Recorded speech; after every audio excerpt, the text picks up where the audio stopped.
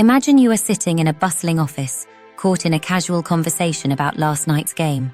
You're a devoted Manchester United fan, and as luck would have it, so is John, your closest work buddy. Julie, another colleague, supports Manchester City, a rival team. Despite sharing numerous interests with Julie outside of football, your bond with John feels stronger. This dynamic may seem natural, but it's actually a striking example of in-group bias, a phenomenon that shapes our interactions and perceptions in subtle yet powerful ways. At its core, in-group bias involves favoring those we perceive as part of our group, while being less fair or even dismissive toward outsiders. This inclination can strain relationships, as it fosters a tendency to judge behaviors differently based on group affiliation. If John, a fellow United fan, forgot to respond to an email, you might excuse it as an oversight. If Julie did the same, you could interpret it as disinterest or negligence. Worse yet, in-group bias sometimes compels us to act unethically to protect or uplift our group, rationalizing dishonesty or immorality as acceptable when it serves our own. The implications extend far beyond personal interactions.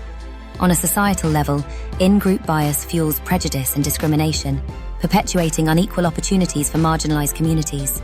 In courtrooms, for example, judges and juries may unconsciously favor defendants who share their race, religion, or gender, leading to systemic inequities in legal outcomes. These biases ripple across institutions, eroding fairness and reinforcing privilege for dominant groups. Even our consumer habits are shaped by this bias. We tend to gravitate toward products endorsed by our in-group, dismissing those associated with out-groups. Advertisers skillfully capitalize on this instinct, selecting actors and messaging that resonate with target demographics. This deliberate mirroring reinforces our sense of belonging, solidifying loyalty to the group and to the brand. This phenomenon extends into material possessions themselves, which we often see as extensions of our identity. Simply sharing a product with someone, a pair of sneakers for instance, can spark an instant, albeit superficial, sense of camaraderie. These fleeting connections reflect our deep-seated desire to align with others who validate our choices and affirm our membership in a group. So why are we so prone to in-group bias? The answer lies in how we define ourselves. Social identity theory posits that we categorize ourselves and others to understand our roles within society. These categories, whether rooted in gender, nationality, or political affiliation, contribute to our self-image. The drive to view ourselves positively fuels a tendency to idealize our in-group and diminish others. This self-enhancing mechanism isn't confined to adults. Even children as young as 3 exhibit favoritism toward their own groups, a pattern that persists regardless of whether group divisions are meaningful or arbitrary. Historical experiments like the infamous Robbers Cave study illustrate just how quickly group identities can breed hostility. In this study, 2 teams of boys, the Eagles and the Rattlers, were pitted against each other in a summer camp setting.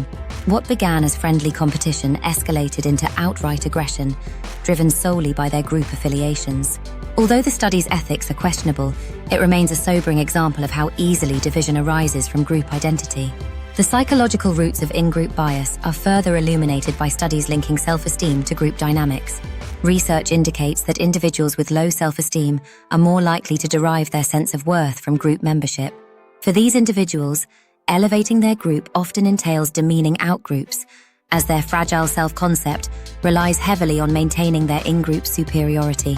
Conversely, people with high self-esteem tend to exhibit less hostility toward outsiders, as their identity is less dependent on group validation. The consequences of in-group bias reach far beyond interpersonal interactions, shaping how we view and treat entire cultures. Ethnocentrism, the habit of evaluating other cultures through the lens of our own, often leads to unfair judgments. Instead of appreciating differences, we may unconsciously label other customs or beliefs as inferior, reinforcing divisions and perpetuating stereotypes. This favoritism infiltrates our personal ethics as well. Studies reveal that people are more likely to lie or cheat to benefit their in-group, even when they have nothing tangible to gain. This readiness to sacrifice personal integrity underscores the potent pull of group loyalty. Despite its deeply ingrained nature, in-group bias isn't insurmountable. Behavioral research offers promising strategies to mitigate its effects. One counterintuitive approach involves leveraging self-interest. Experiments have shown that when personal stakes are introduced, people become more equitable in their behavior. For example, in economic games where participants had to split money, fairness prevailed when both parties had veto power over the outcome, effectively neutralizing in-group bias. Cooperation also holds significant potential for bridging divides. Returning to the Robbers' Cave study, hostility between the Eagles and the Rattlers was eventually alleviated through shared challenges that required teamwork. When the boys collaborated to restore their camp's water supply, their animosity gave way to camaraderie. Modern research supports this finding, suggesting that collaborative efforts can foster a broader sense of unity, dissolving the boundaries between in-groups and out-groups.